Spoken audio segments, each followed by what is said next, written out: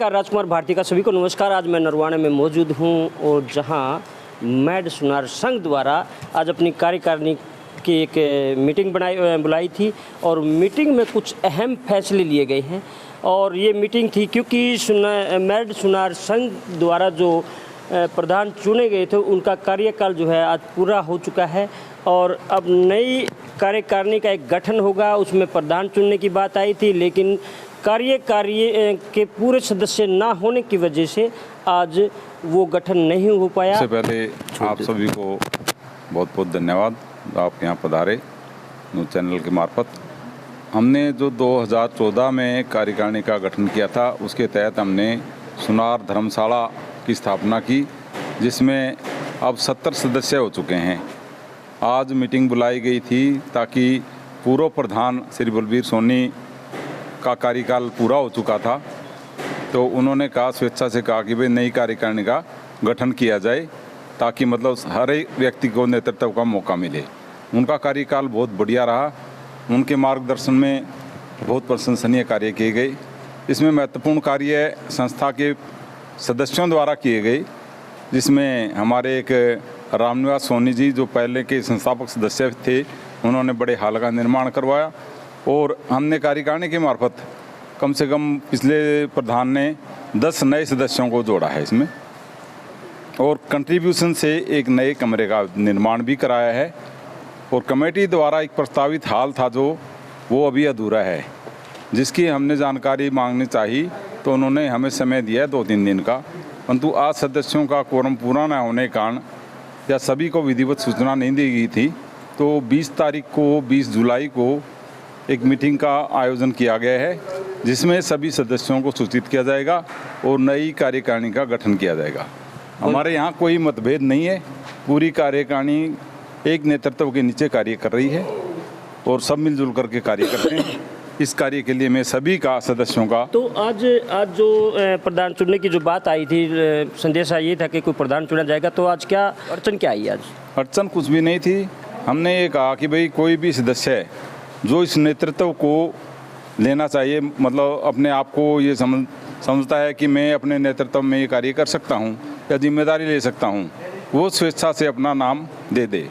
परंतु उन्होंने ये व्यक्त किया कि जब तक सभी सदस्य इसमें शामिल नहीं होंगे या सभी सदस्यों को इसके बारे में सूचित नहीं किया जाएगा, तो मेरा प्रधान बनना या ना बनना सही नहीं है। इसलिए वो अगले संडे के लिए यानी 20 तारीख के लिए, 20 जुलाई के लिए डेट निश्चित कर दी गई, ठीक 10 बजे यहीं पर। तो कितने लोग इकट्ठे हुए थे आज? 27 लोग थे जी। 27 लोग थे। पहली बात, मेरा कार्यकाल तो 3 साल का था, 5 साल हो चुके थे, तो मैंने खुद ही महसूस किया भी सबको मौका मिलना चाहिए। थोड़ा मीठा होता है, ज़्यादा कड़वा हो जाए। अगर इस चीज़ का लालच करा जाए इंसान, फिर उसको उसी की कमेटी वाले लोग कहेंगे तो लालच का बल में चल रहा है। लेकिन जैसे ही मेरे पास सेवा बनी, मेरी कमेटी ने मेरा तन मन धन से बड़ा खूब साथ दिया और जो भी हमारे पास छोटा मोटा जिसा भी धर्मशाला में कार्य किया, हमने जोर मार के काम किया। और आगे भी मैं तन मन धन से कमेटी के साथ हूँ, चाहे आधी रात ने याद कर लियो, मैं आधी रात ने भी हाजिर हूँ उनके लिए। और आज का कारण जो प्रधान बनने का, आज जो सदस्यता थी, सदस्यता पूरी नहीं थी।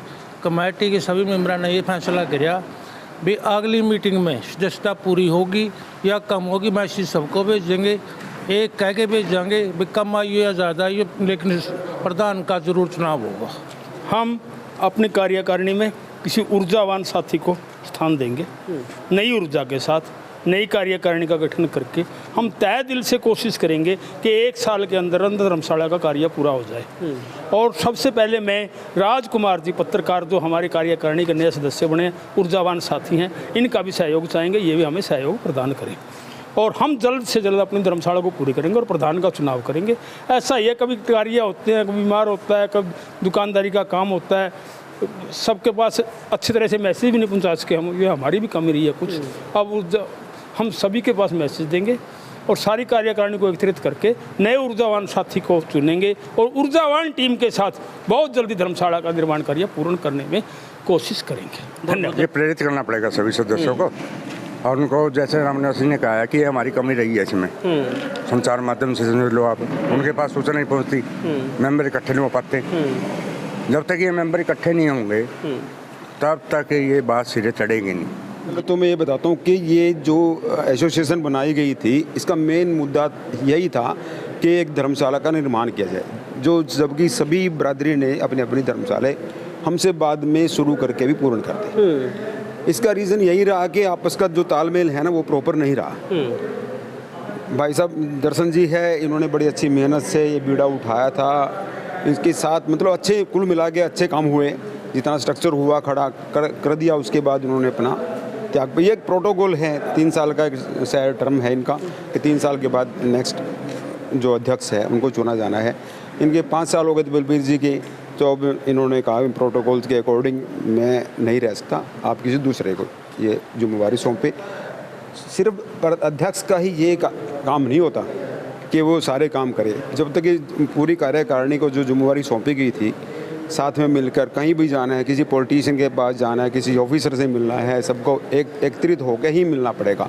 अपने काम छोड़ने से ही काम बन पाएगा, ऐसे नहीं बन पाएगा।